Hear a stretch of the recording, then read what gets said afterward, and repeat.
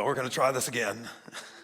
Eventually, I'm going to get better. So keep praying, but slowly but surely, getting a little bit better here. The doctor said it could be weeks before my voice fully comes back, but for the most part, I'm feeling good. Just still have a cough and still can't talk a lot. So this is probably about the most I've talked in the past week because I'm trying to save my voice each week. So you guys get to have my voice. So we're going to continue our series today on the 7 deadly sins. You know, back in 2006 when Twitter first came out, or what's now known as X, they introduced the world to this concept called the hashtag.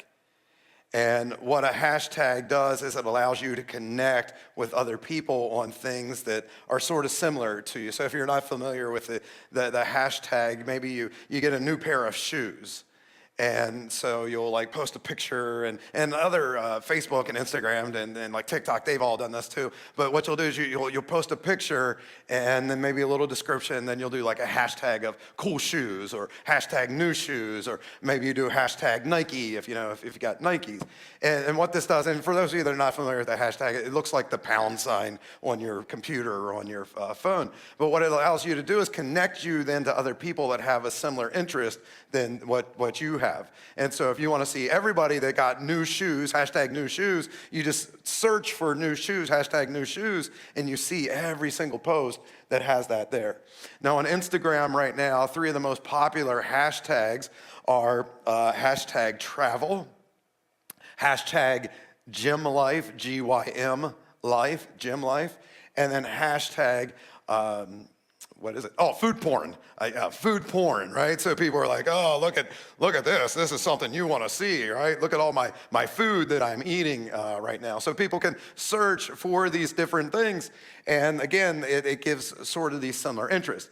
And what we're going to do today as we talk about this is because there's a danger to all of this, is it's one of the 7 deadly sins, and it's the sin of envy, or the sin of discontentment. Because what happens so often is people will post these things with these hashtags, and people will search for things going, oh, I wish I got to travel. I wish that my body looked like that. I wish I was able to eat meals that were like that. And so what it does is it leads to discontentment in our lives so often, anytime we're on social media so much and just searching for all these different hashtags that are on there.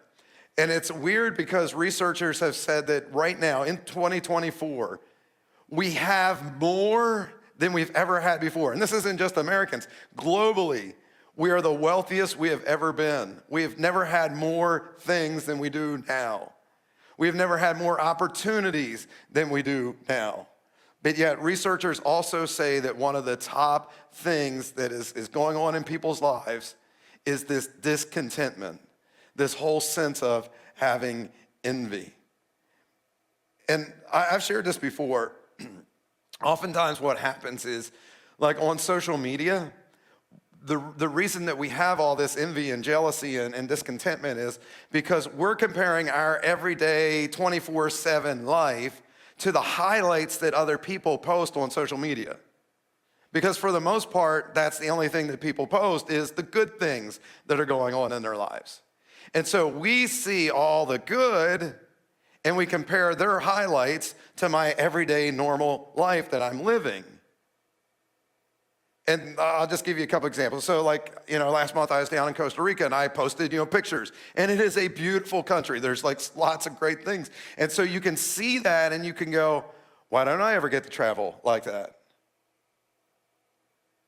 Why don't I get opportunities to do that? Here I am, I'm just living my ordinary everyday life. Or you'll see somebody that they'll post like this amazing meal that they're having on social media. And you're reading their post about this amazing meal as you're sitting there eating your 7th microwave meal of the week. Or you'll see somebody that they've just done their workout at the gym, and they've taken this selfie, and they look absolutely amazing. Meanwhile, you're keeping the Hershey Company in business all by yourself. And so what we end up doing is we compare our lives, again, our everyday normal lives, to the highlights that other people are posting. But what we need to realize is I'm not always in Costa Rica. Your friend isn't always out eating amazing meals. And that person that posted that gym selfie, they probably took 22 different selfies before they found one that made them look good. And that's the one that they posted. And here's the deal, even though physically maybe they look good, maybe inside, emotionally, they're a wreck and they're a mess. And so we've got to be very, very careful not to compare, again, other people's highlight reels to our ordinary, everyday lives. Now, another danger of like social media especially, excuse me, is it's never been easier to like sort of compare yourself to other people as far as quote unquote popularity. You know, when I was growing up, you sort of knew whether you were part of the in crowd or not, whether you were part of the cool kids or not, but there really wasn't a measure for that. But today, if you think about it, like with social media, you can look to see how many friends do they have, how many followers do they have, how many subscribers do they have to their YouTube channel, how many people liked their post. And it's so easy as you start to do that to go, oh, well, since they have twice the amount of friends on Facebook than I have, that means I must be half as popular as what they are. So again, what social media is done is it's almost given us this like almost measuring stick that we sort of measure ourselves against other people, and we've got to be very, very careful about that because again, it's just going to lead to jealousy, it's going to lead to envy, and it's going to lead to discontentment in our lives. So we end up comparing and summarizing, and oftentimes we conclude that somebody else's life is better than mine, that my life must suck. Researchers recently, they did a study with college students, and all they did is they had them come in and just surf their Facebook account for a half hour. That was the whole study. Just search or scroll through their Facebook account for a half hour. And what they found was at the end of the half hour, these students, they were more depressed than when they came in. They were more discontent than when they came in. And the number one emotion that they felt was envy. And so the question then becomes, how do we deal with this? How do we deal with this envy and this discontentment that we have in our lives? Well, before we actually get to that, let's actually look at what are the major causes of envy in our lives. And so there's three things if you're taking notes. The first one is this. It's material and financial envy. And so a friend posts a picture, they just bought a brand new car. And you want to be happy for them, but yet inside you're going, why am I still driving around in this beat up clunker that I have? And so there's jealousy that enters. There's envy that enters into your life. Or it could be something as simple as somebody posts a picture of this batch of brownies that they just cooked. But you see beyond the picture of the brownies, what you see is the marble countertops. You see the stainless steel appliances there in their kitchen. And you're like, why can't I have nice things like that? Same thing can happen with vacations and shoes and tools. You see all that other people have, and on some level, you grow envious. Now, be honest, how many of you ever had something like that, where you've seen something that somebody else was able to get materially, financially, and you're a little bit jealous and a little bit envious, right? Yeah, we've all had that before. Excuse me. Number two is relational envy. You know, you see a picture of a couple of your friends and they're out together, they're hanging out at a party, or maybe they're out to eat together. And you're like, wait a second, why wasn't I invited? Why am I not there right now? Or maybe you're not married, but all your friends are, and they're happy, but you're not. Or you see pictures of people spending a lot of time with their kids. Meanwhile, you're working 2, 3 jobs just trying to keep food on the table for your kids. And you're like, man, I wish that relationally I could be as close to my kids as what they are. And so there's this relational envy that pops up. Again, how many of you have ever had any type of relational envy in your life? Yeah. Number 3 is circumstantial envy. You look at somebody else's life and you wish that you were as far along as what they are. Maybe you saw on LinkedIn that somebody got a promotion, or on Facebook, they gave a clever way to announce that they're about to have a baby. Meanwhile, you're stuck in your dead-end job, or maybe you and your spouse can't have kids. And so it's easy to look at other people's lives and begin to feel envious. Someone once said that life is 10% of what happens to us, and then 90% in how we respond to it. The mistake, though, that you and I oftentimes make is we flip those numbers around.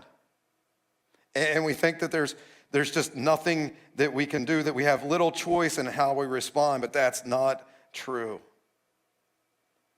It's not true. In fact, there's a guy in the Bible that was a master of this, of taking no matter what life threw at him and saying, you know what, I've learned how to be content in all of this. Of course, talking about the Apostle Paul. One time he's sitting in a Roman prison. 24/7, there's guards right out the door there. He is stuck there. In other words, what I'm trying to get you to see is Paul's not sitting on a beach somewhere drinking an adult drink with a little umbrella in it. He's in prison. But yet, look what he writes in Philippians chapter 4, verse 12. It's amazing. He says, I know what it is to be in need, and I know what it is to have plenty. I have learned the secret of being content in any and every situation, whether well-fed or hungry, whether living in plenty or in want. Basically saying is, look, it doesn't matter what's happening to me financially. It doesn't matter what's happening to me relationally. It doesn't matter what's happening to me circumstantially. I have learned the secret to being content. Let me ask you a question for those of you here, those of you watching online. How many of you want to know the secret to being content? You want to know that? Paul actually gives us the answer in the very next verse. It's a very, very famous Bible verse. Many of you know this particular verse, but oftentimes we read it out of the context of what Paul just said here in verse 12. Here's the secret. Verse 13. I can do all things through Christ who gives me strength. You want to know the secret to contentment? It's found in Jesus. Paul says the secret isn't in what I have or don't have. The secret is found in Jesus and Jesus alone.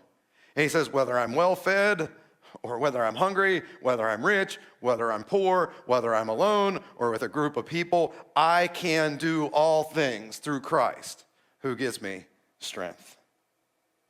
And so here's the big point for the day if you're taking notes.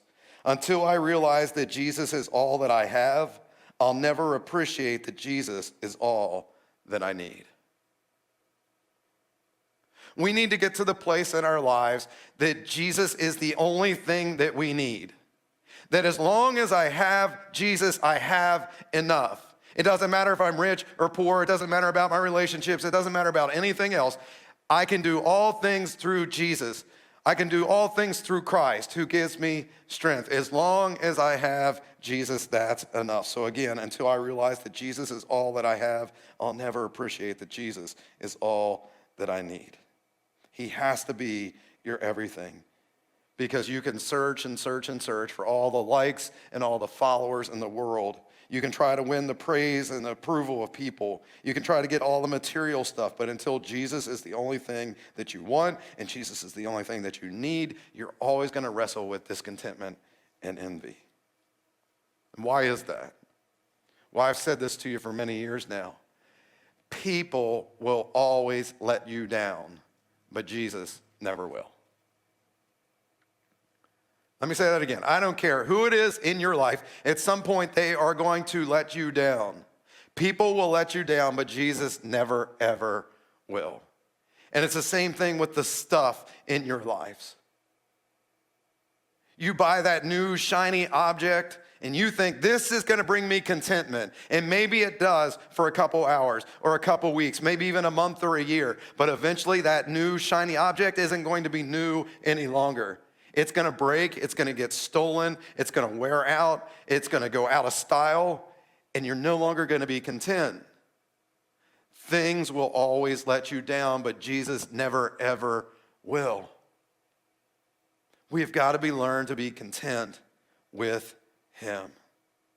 So Paul says, my secret to contentment is whether I'm rich or poor, whether I'm in prison or free, because of my relationship with Jesus, I can do all things that he's called me to do, and I can be everything that he has called me to be. Now listen, let's be honest, that's easier said than done. And so let me give you a couple things that you're going to need the strength of Jesus in order for you to actually find contentment. So number one, with Jesus' strength, I must kill comparisons. You've got to kill comparisons. You know, comparing ourselves to others is so tempting. But here's what we need to realize about comparing ourselves to others. If we're better off than somebody else, that leads to pride of, look at me, I've got more, I have more, I'm better than what they are. But if we have less, if we're not as talented, that leads to envy of, oh, I wish I was like them. But we've got to stop doing that. With the strength of Jesus, we must kill comparison. Paul writes this in 2 Corinthians chapter 10, verse 12.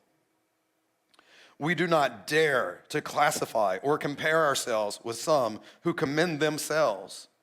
When they measure themselves by themselves and compare themselves with themselves, they are not wise. It's not wise when you compare yourself to others. I think probably the first memory that I have of something like this was when I was just a little kid. My best friend, his name is Jamie Wagner. Jamie and I became friends in kindergarten. Friends, many, many years, still friends to this day. Jamie was an only child. And so every Christmas, we would, sometime during the day, call one another to talk about how our Christmas was going. Now, I've shared with you in the past, I was spoiled as a kid. Big family, many, many stops through the day. So I was getting all kinds of stuff. But even with that, I didn't realize that. And I would call Jamie, and not only did he get everything that was on my list, because he and I most of the time had the same list, not only did he get everything that was on my list, but he got more, because he was an only child. Hashtag spoiled brat. Or hashtag my stupid sister. Some of you are going, hey, wait, over, we know your sister. Hashtag don't judge me, all right?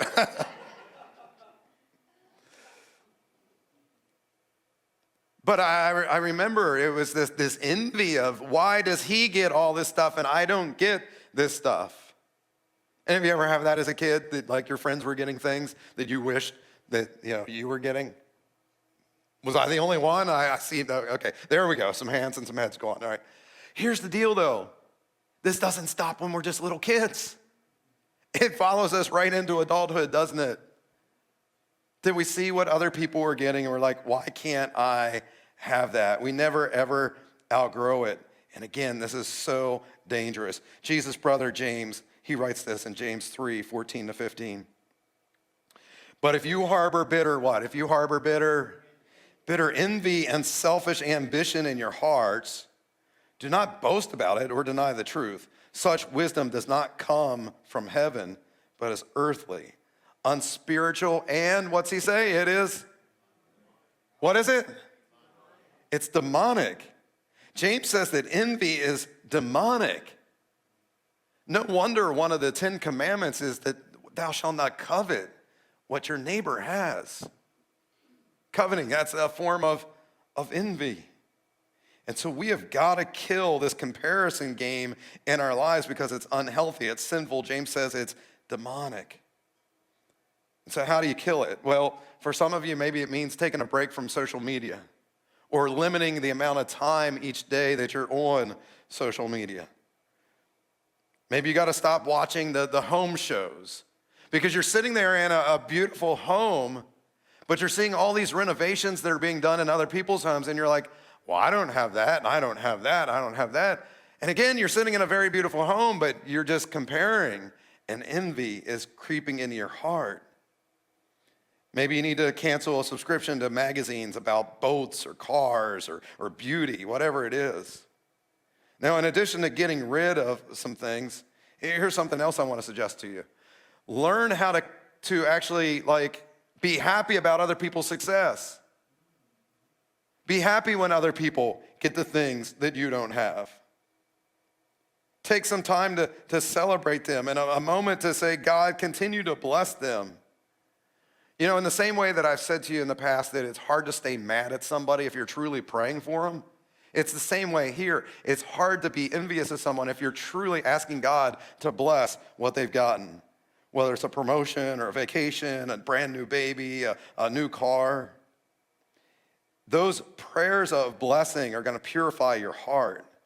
And once your heart is pure, then that's going to open up God to now bless you, because now sin isn't there clogging the way any longer. All right, so that's number one. With Jesus' strength, I must kill comparisons. Number two, with Jesus' strength, I must cultivate a life of gratitude. I once read that envy is resenting God's goodness in other people's lives and ignoring God's goodness in your own life. Let me say that again. Envy is resenting God's goodness in other people's lives and ignoring God's goodness in your own life. Solomon, who was the wisest person who ever lived, he writes this in Proverbs chapter 15, verse 15. He says, when a man is what? When a man is gloomy, everything seems to be wrong. When he is cheerful, everything seems right. So while most people, probably 95% of people, post the highlight reel on social media of their life, there are those people that the only thing they ever post is what's going wrong in their life. Everything that's bad. The weather sucks. The economy is tanking. Biden is ruining my life. Trump's going to kill democracy. My kids are a brat. My car never starts. Solomon says when everything is gloomy, then things are going to go wrong for you because you're expecting that things are going to go wrong for you. But if you can learn to be cheerful and see the good in everything, then everything will turn out to be all right. Now, Solomon was also the richest man who ever lived. Look at what he writes in Ecclesiastes chapter 6, verse 9. It's better to enjoy what we have than to always want something else, because that makes no more sense than chasing the wind. Solomon says, look, if you want everything to be right in your life, enjoy what it is that you have. Don't look at other people's lives on Facebook and wish, oh man, I wish that were me. Because here's what you need to understand. They're probably doing the same thing when they look at your page. They're going, oh, I wish I had their life. And so we've got to be very, very careful. We've got to learn to live a life with an attitude of gratitude. Instead of, you know what, my car sucks. What you need to do is instead say, I'm thankful I have a car, because that puts me in the top 18% of the world's richest people. Instead of complaining about your house or my apartment is small or I don't have this thing or that thing for my house, what you need to do is be thankful and go, you know what? I have a roof over my head and I have running water, which half the world doesn't have that, but yet I do. We need to see the good instead of the bad. Instead of always complaining about how busy you are, thank God that you're healthy enough, that you can be active to work, that you can be active enough to do things with your kids.